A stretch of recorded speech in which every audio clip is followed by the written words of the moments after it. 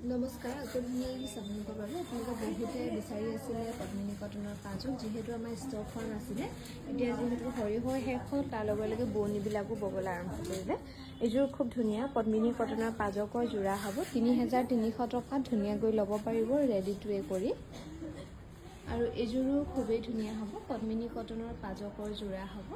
Ready to ৱে কৰি আপোনালোকে ল'ব পাৰিব 3,300 ৰুপিছত। ভাল লাগিলে স্ক্ৰীনশ্বট লৈ আমাৰ 9678284538 নম্বৰত যোগাযোগ কৰিবলৈ নাপাহৰিব। এইযোৰো খুবেই ধুনীয়া, মাল্টি কালাৰত কৰি ধুনীয়াকৈ বনোৱা হৈছে পদ্মিনী কটনৰ পাজকৰ যোৰা। ৩,৩০০ টকাত ধুনীয়াকৈ ল'ব পাৰিব।